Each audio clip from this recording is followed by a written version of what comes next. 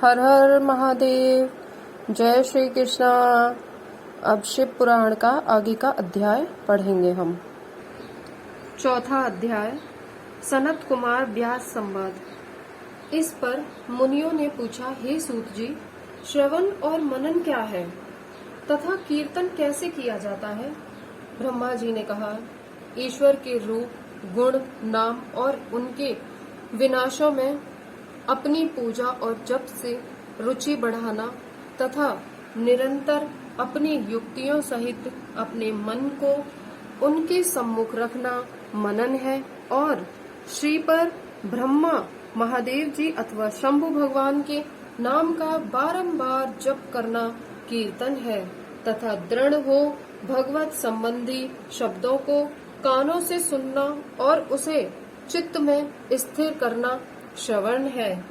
कीर्तन कर ले तब उसका मनन करें, और वही सर्वोत्तम मनन है जिससे आत्मा पवित्र हो जाती है।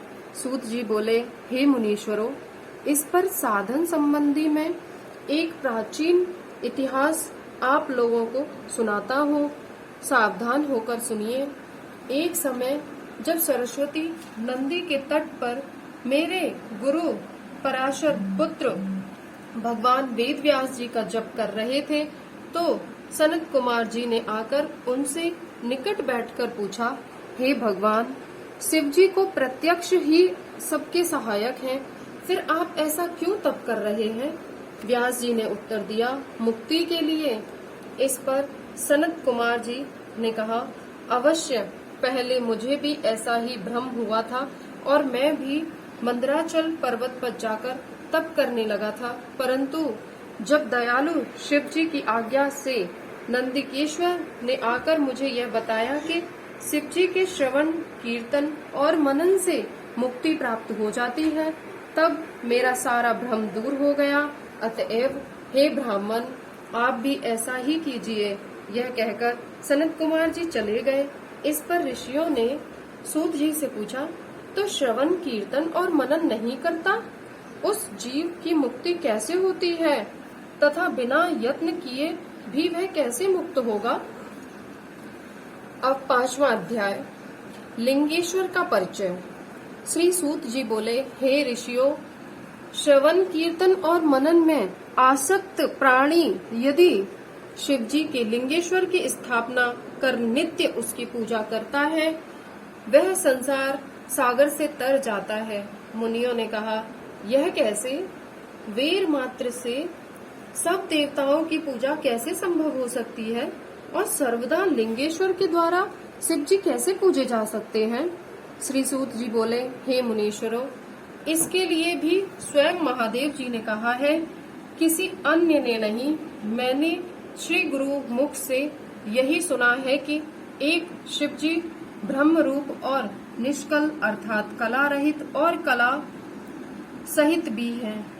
इस निष्कल में निराकार लिंग की प्रधानता है, परंतु वे सभी कलाओं से संयुक्त हैं, इसीलिए शिव का साकार वीर स्वरूप हो जाता है, और इस साकार को निराकार से ही शिव जी ब्रह्म संयज्ञ भी हो जाते हैं। इसी से लोग उनके दोनों स्वरूपों की पूजा करते हैं। अन्य देवों में यह तत्व नहीं है। यही कारण है कि वे निष्कल लिंग रूप से पूजित नहीं होते। ब्रह्म पदवी तो केवल शंकर जी को ही प्राप्त है। इस वेदांत सार ओम प्रणव के लिए भी सनत कुमार जी ने मंदराचल पर्वत पर श्री नंदिकेश्वर जी से प्रश्न किया था, जिस पर नंदिकेश्वर ने स्पष्ट किया था कि एकादि शिव जी ही एक प्रकार पूजनीय है। कलापूर्ण भगवान शिव का वेद पूजन लोक सम्मत है और वेद से इसकी आज्ञा दी है। जिस पर सब सनत कुमार जी ने वेर की उत्पत्ति पूछी, तो नंदिकेश्वर ने कहा, पूर्व काल में जब ब्रह्मा और विष्णु में युद्ध हुआ, तो उनके बीच में निष्कल शिव जी ने स्तंभ रूप में प्रकट होकर विश्व संरक्षण किया था, और तभी से महादेव जी का निष्कल लिंग और सकल वेद जगत में प्रचलित हुए। वीर मात्र को देवताओं ने भी ग्रहण किया, जिससे शिव जी के अतिरिक्त बेर लिंग से देवताओं की भी पूजा होने लगी और उनका फल दाता हुआ। परंतु शिव जी के लिए लिंग और बेर दोनों ही पूजनीय हुए हैं और जिनसे कल्याणमय भोग और मोक्ष दोनों ही प्राप्त होने लगे। जय श्री महादेव।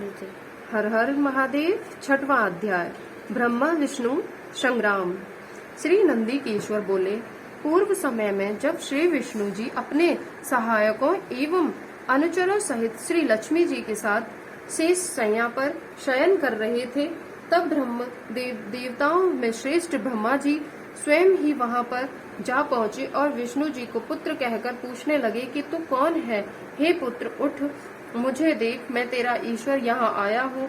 इस पर विष्णु जी के भीतर क्रोध हुआ, परंतु उसे दबाकर उन्होंने ब्रह्मा जी से कहा, हे पुत्र, तुम्हारा कल्याण हो, आओ बैठो, मैं तुम्हारा पिता हूँ और कहो कि तुम्हारा मुख टेढ़ा क्यों हो गया है? इस पर ब्रह्मा जी ने कहा, समय के फेर से तुम्हें अभिमान हो गया है। हे पुत्र, मैं तुम्हारा संरक्षक ही नहीं हूँ, किंतु समस्त जगत का पितामह भी हूँ।